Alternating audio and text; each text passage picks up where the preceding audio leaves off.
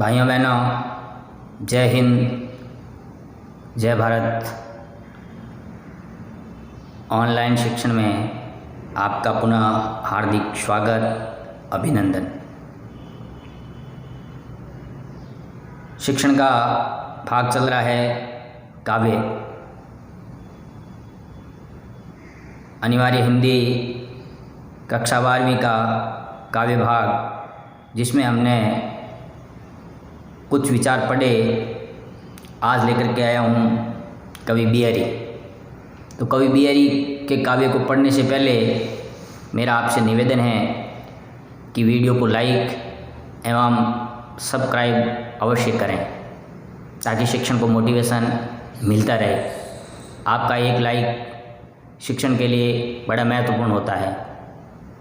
और पूरा वीडियो देखने के पश्चात वीडियो के अंत में इनबॉक्स में जाकर के आप अपने विचार लिखिएगा, ताकि शिक्षण के मोटिवेशन में और कुछ नवीनता की जा सके।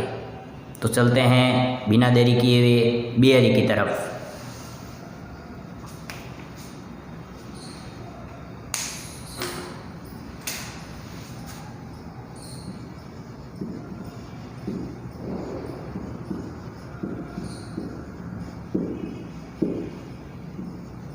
काव्यकार कवि बिहारी। बिहारी की बात करेंगे तो हमारे सामने सबसे पहले इनका समय आएगा। तो इनका समय की बात करते हैं तो 1595 से 1663 का समय मिलता है। अगर माना कि आपको कोई पुस्तक में हो सके 1605 मिल जाए तो उसकी चिंता नहीं करनी। जो आपकी पुस्तक में दिया हुआ है उसको ध्यान रखना। कोई पुस्तक में ये भी मिल सकता है 1605। अब बात करते हैं कि ये जो रीतिकालीन कवि थे, रीतिकाल के कवि, इन रीतिकाल के कवियों का समय, उस समय का आंकलन लगाया जा रहा है। अपने अपने तरीके से समीक्षक, उन समीक्षकों ने इनकी समय अवधि बताई है कि इस समय अवधि के रूप में ये रहे हैं। अब बात कर रहे हैं कि ये किस काल के कवि हैं, तो मैंने अभी आपको संकेत के माध्यम से बता दिया कि ये बिहारी कवि रीतिकाल से संबंधित थे, यानी रीतिकाल के कवि थे। इससे पहले हमें ये जानकारी होनी चाहिए कि हिंदी साहित्य का जो काल विभाजन है, हिंदी का जो काल विभाजन है, वह काल विभाजन आचार्य रामचंद्र शुक्ल और आचार्य हजारी प्रसाद द्विवेदी के अनुसार 4 भागों में बांटा गया। वह महत्वपूर्ण है, सबसे प्रामाणिक माना गया है। सबसे पहले हमको याद होगा आदिकाल, फिर नंबर 2 भक्ति काल, फिर नंबर 3 रीतिकाल, और अंत में आधुनिक काल।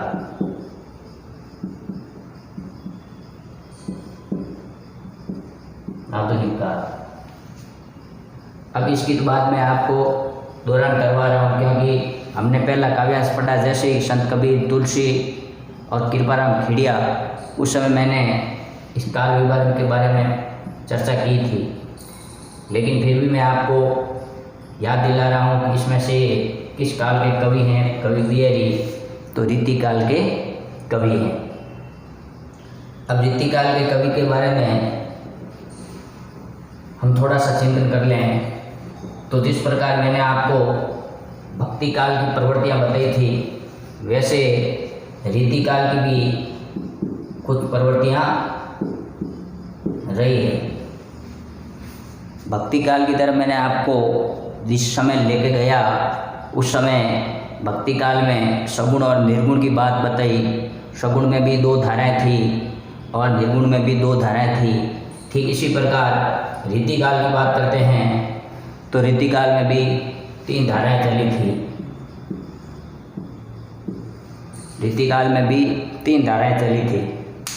तो रीति काल की 3 धाराएं कौन कौन सी थी? तो रीतिबद्ध,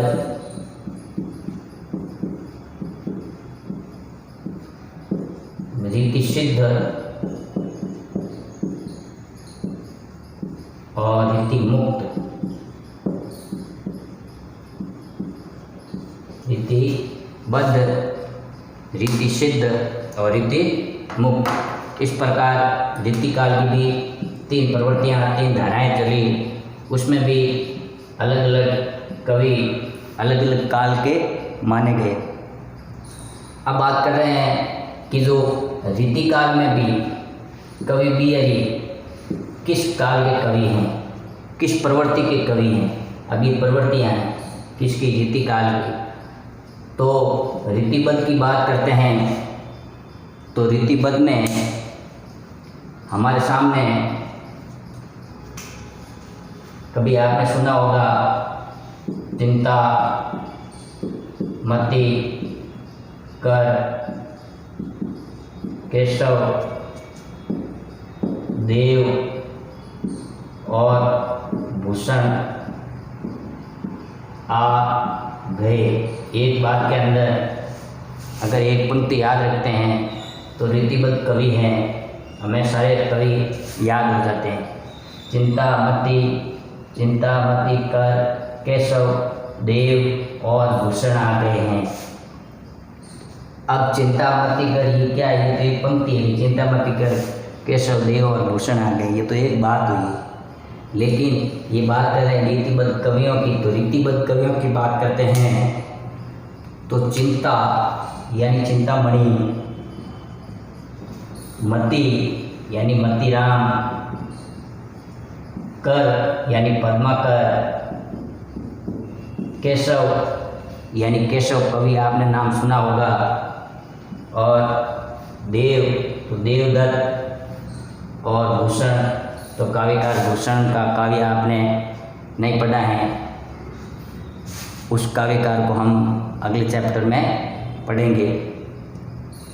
ऊंचे घोर मंदिर के अंदर रहने वाली है, ऊंचे घोर मंदिर के अंदर रहती है। 3 बेर खाती थी वह 3 बेर खाती है। यानी कि वो कवि भूषण का काव्य शिवा भावनी से लिया गया। ये बात आपके रीतिबद्ध कवियों की बात है। तो रीतिबद्ध कवियों में चिंतामणि, मतिकर, मतिराम, पद्माकर, केशव, देव और भूषण। अब बात कर रहे हैं रीति सिद्ध की। तो रीति सिद्ध की बात करते हैं, उससे पहले हम रीति मुक्त की बात कर लेते हैं। रीति मुक्त की, तो रीति मुक्त में कौन कौन से कवि थे? तो घन, आलम, बोधा, ठाकुर और द्विजदेव। घन यानी घनानंद, आलम, बोधा, ठाकुर और द्विजदेव, ये सभी रीतिमुक्त कवि थे। फिर बात करते हैं रीति सिद्ध की। तो रीति सिद्ध के एक ही कवि थे, वो थे बिहारी। रीति सिद्ध के अब माना कि हमें ये याद नहीं रहे कि सिद्ध रीति सिद्ध कवि कौन से हैं, बद्ध कौन से हैं, मुक्त कौन से हैं। तो हमें सिद्ध में याद रखना, सी याद रखना। सी से पहले क्या आता है? बी। तो बी मिस बिहारी, इतना याद रखना बस। बिहारी जी कौन से कवि हैं? तो रीति काल के रीति सिद्ध कवि हैं। रीति काल के रीति सिद्ध काव्यधारा के कवि माने गए हैं। कौन? बिहारी। ये सामान्य सी बात थी, एक जानकारी के लिए बताई मैंने, क्योंकि काव्यकार का परिचय आता है तो हमें काव्यकार के परिचय में उसका काल और उस काल में कौन सी प्रवृत्ति का काव्यधारा के कवि के रूप में उनकी पहचान है। अब बात करते हैं हम इनके पिता केशवराय। या कहीं मिल जाए केशव राय। तो ये इनका जन्म कवि बिहारी का ग्वालियर के पास एक गांव है बसुआ, वहाँ पर आपका जन्म हुआ था। किसका? कवि बिहारी का। कवि बिहारी कहीं एक जगह टिक कर के नहीं रहे। कवियों की विशेषताएं थी इधर उधर भ्रमण करना, घूमना, समाज के दर्शन करना और समाज पर चिंतन करना। आज भी कवियों का यही भाव है। तो कहते हैं कि कवि बिहारी ने जो काव्य रचना की वह कैसी की? तो गागर में सागर भरने का काम किया। गागर में सागर भरने का काम किया। किसने? कवि बिहारी ने। अब गागर में सागर भरने का काम किया। सोचो कितने विशाल हृदय के थे। गागर में क्या होता है? गागर यानी घड़ा होता है। और सागर यानी समुद्र। गागर में सागर भरने का काम किया, यानी थोड़े में बहुत कुछ कहने वाले कवियों में से थे। थोड़े में यानी कोई गागर में यानी घड़े में कोई समुद्र भरा जा सकता है क्या? लेकिन इन्होंने अपने काव्य के माध्यम से उक्ति वैचित्र्य के माध्यम से, अन्योक्ति के माध्यम से, अर्थ गांभीर्य के माध्यम से इन्होंने अपनी काव्य रचना में ऐसा पुट दिया जिनको गागर में सागर भरने वाले कवि के रूप में इनको उपाधि मिली। अब बात करते हैं कि ये जब ग्वालियर से कहाँ आए? आमेर जो वर्तमान में किस नाम से जाना जाता है? तो जयपुर शहर नाम सुना होगा। मिर्ज़ा राजा जय सिंह का नाम भी आपने सुना होगा। मिर्ज़ा राजा जय सिंह औरंगजेब की हुकूमत के पसंदीदा थे। मिर्ज़ा राजा जय सिंह कहते हैं कि एक बार मिर्ज़ा राजा जय सिंह औरंगजेब की तरफ से अपनी सेना लेकर के शिवाजी पर आक्रमण करने गए। तो शिवाजी ने कहा कि आप अपनी सेना लेकर के औरंगजेब की तरफ से आए, इसलिए मैं आपसे युद्ध करूंगा। अगर आप अपनी तरफ से आते तो मैं मेरा पूरा साम्राज्य ही आपको दे देता। अब हम उस मिर्ज़ा राजा जय सिंह की बात करते हैं। तो मिर्ज़ा राजा जय सिंह ने उस कवि के आने से पहले कुछ समय पहले ही इन्होंने नई शादी की थी। नई नवेली दूल्हा लेकर के आए। इसको नवोडा बोलते हैं, नवोडा। तो जैसे ही उनके दरबार में गए, आमेर में मिर्ज़ा राजा जय सिंह के दरबार में गए, पूछा कि राजा साहब कहाँ हैं? तो वहाँ के जो कर्मचारी थे राजा की जी हजूरी, राजा के सेवा चाकरी में जो लोग लगे हुए थे, उन्होंने कहा कि राजा साहब तो पिछले 6 माह से कहाँ हैं? तो रनिवास में ही। तो क्यों, क्या हुआ? तो कि वो तो नवोडा रानी के मोह पास में ऐसे बंदे हैं कि राजकार्य भी भूल गए, अपने राजा का कर्तव्य भी भूल गए हैं। ये बात उनके राजा के जो सेवादार थे उन्होंने बताई। किनको? कवि बिहारी को। तो कवि बिहारी को जब ये बात बताई तो कवि बिहारी ने कुछ नहीं कहा और एक काव्य लिख के दिया, एक काव्य दोहा, एक काव्य दोहा लिख के दिया और कहा, नहीं पराग नहीं मधुर मधु नहीं विकास यही काल, अली कली ही शो बंदियो आगे कौन हवाल।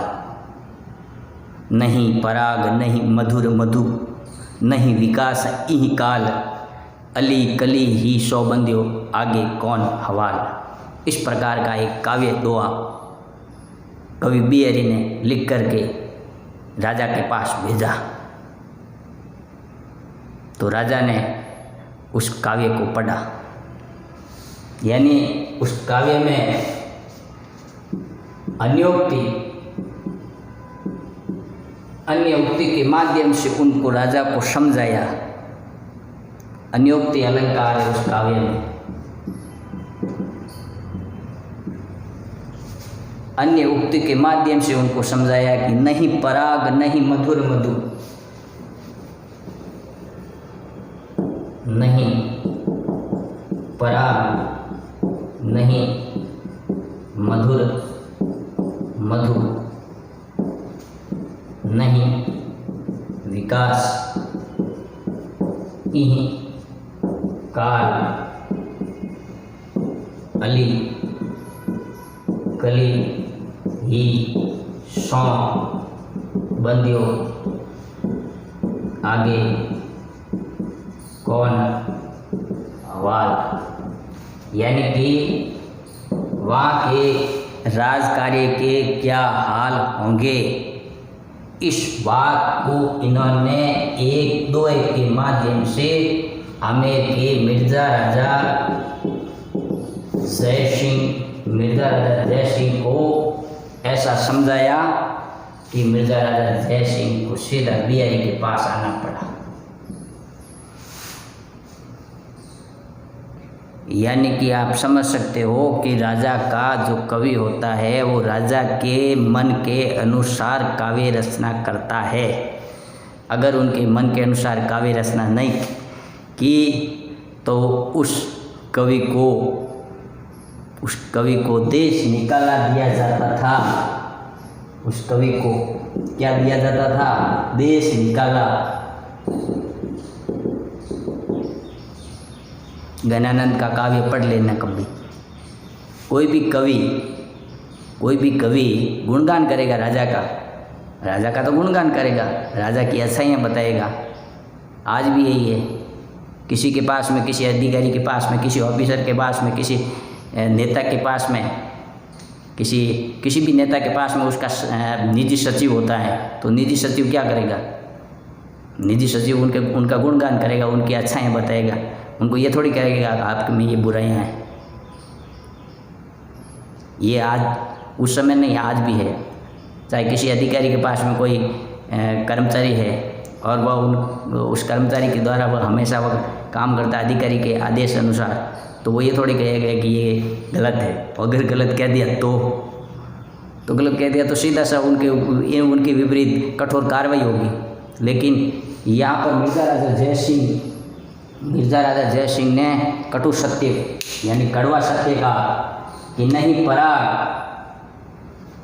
इसमें परागकण भी नहीं है, मधुर यानी मिठास भी नहीं है, मधु यानी शहद, ऐसा शहद भी नहीं है, नहीं विकास, अभी तक इसका विकास भी नहीं हुआ है। यानी कि वो 9 वर्ष डाली थी, वो भी 16 वर्ष की ही थी, वो शादी करके लाए तो नहीं विकास यानी अभी वो पूर्ण रूप से विकसित भी नहीं हुई थी। एक कमल की कली के माध्यम से उन्होंने कहा ये तो कली है, नहीं विकास यही काल, यानी इस समय ब्रजभाषा का काव्य है, ब्रजभाषा में लिखा हुआ है। यही काल, अली का सामान्य अर्थ होता है भ्रमर, अली कली ही सौ बंदियों, अली, लेकिन यह प्रतीकार्थ अर्थ में गया राजा, कौन सा राजा? मिर्जा राजा जय सिंह। अली कली ही सौ बंदियों आगे कौन होगा, आगे इस साम्राज्य के क्या हाल होंगे।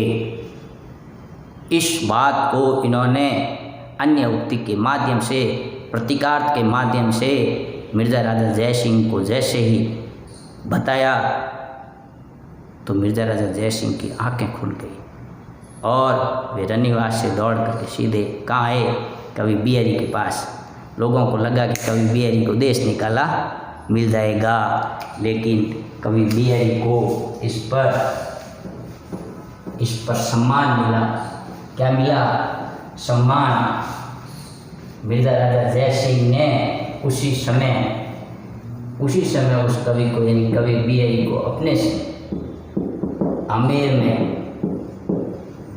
में स्थायी जगह दे दी और कहा कि आप मेरे लिए हमेशा एक दुआ लिखेंगे और मैं आपको हमेशा एक सोने की अशर्फ ही दूंगा, यानी 1 टका दूंगा, सोने का 1 टका हमेशा। इस प्रकार मिर्ज़ा राजा जयसिंह को, यानी कि गागर में सागर भरने वाले कवि, उक्ति वैचित्र्य के माध्यम से अपनी काव्य रचना करने वाले व्यक्ति बिहारी, जो अपनी काव्य रचना केवल उन्होंने एक ही काव्य रचना की, एक काव्य रचना जिसका नाम है बिहारी सतसई। बिहारी सतसई कहते हैं, इसमें 7 सत्य है, 2 है बिहारी सतसई में। इसके लिए कहा है कि सतसैया के दोहरे ज्यों नाविक के तीर, देखन में छोटे लगे घाव करे गंभीर। सतसैया के दोहरे ज्यों नाविक के तीर, देखन में छोटे लगे घाव करे गंभीर। इस प्रकार बिहारी के जो दोहे थे, यानी कि बड़े गंभीर भावों वाले थे, गांभीर्य, अर्थ गांभीर्य, उसका अर्थ गंभीरताओं से युक्त था और उक्ति वैचित्र्यता थी और अन्योक्ति थी, यानी अन्य उक्तियों के माध्यम से छोटी छोटी बातें, जो विचित्र बातें जिनको आज तक किसी ने नहीं सुनी, और सरल बातें, उनके माध्यम से काव्यकार बिहारी ने अपनी सतसई की रचना की। फिर कहते हैं कि उस सतसई में क्या क्या विषय थे? तो उस सतसई के अंदर भक्ति,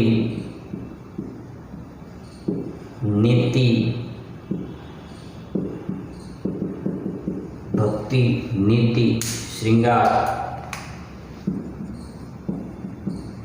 प्रकृति चित्रण, भक्ति, नीति, श्रृंगार, प्रकृति चित्रण और ज्योतिष के विभिन्न आयाम, ये किस में थे? तो सतसैया के दोहे, सतसैया के दोहों में भक्ति, नीति, श्रृंगार, प्रकृति चित्रण और ज्योतिष के विभिन्न आयाम। इस प्रकार उन्होंने कुछ सतसई, यानी सतसैया के दोहों के अंदर अपने काव्य के माध्यम से बहुआयामी ज्ञान रखा। उस बहुआयामी ज्ञान के माध्यम से हमने भी यहाँ अपने पाठ्यक्रम में कुछ विचार हमें भी पढ़ने हैं। अब बात करते हैं कि कवि बिहारी जो निम्बार्क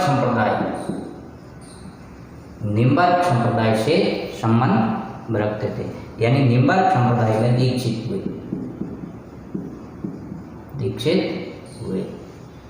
उनके गुरु की बात आती है तो पहले दिन मिलता है नरहरि दास, किसके? बिहारी के काव्यकार बिहारी के गुरु की बात आती है तो कई पुस्तकों में मिलता है नरहरि दास। अब बात करते हैं ये निम्बार्क संप्रदाय किसकी भक्ति करता है? तो निम्बार्क संप्रदाय में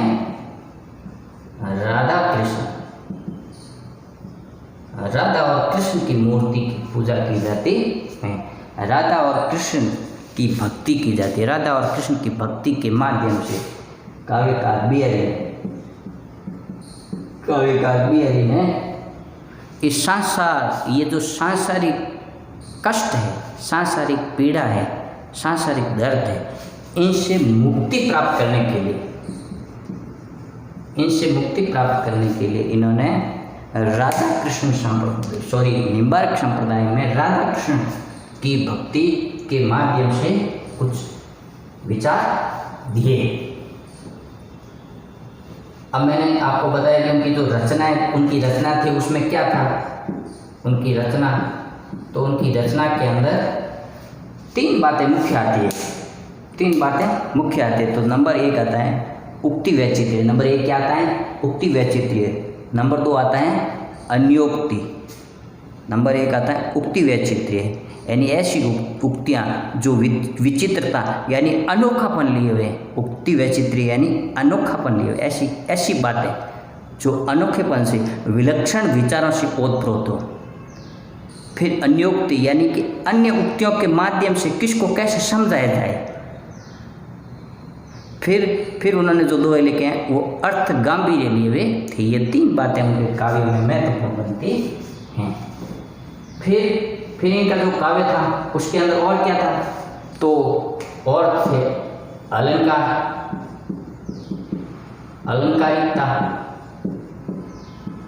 यानी कि उनके दोनों के अंदर उन्होंने अलंकारिकता को भी जगह दी। अलंकारिकता और अलंकारिकता के साथ में उन्होंने और क्या लिखा, तो कल्पना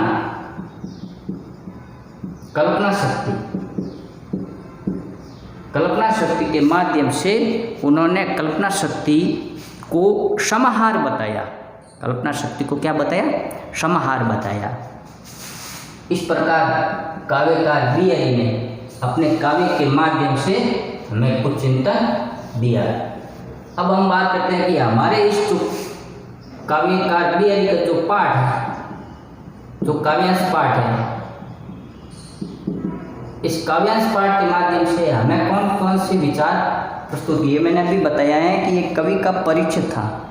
अब इसके माध्यम से इन्होंने सबसे पहले क्या कहा कि एक राधा कृष्ण की भक्ति, क्या बताया कि राधा कृष्ण की भक्ति, राधा कृष्ण की भक्ति। फिर इन्होंने क्या कहा, फिर इन्होंने कहा भक्ति में भी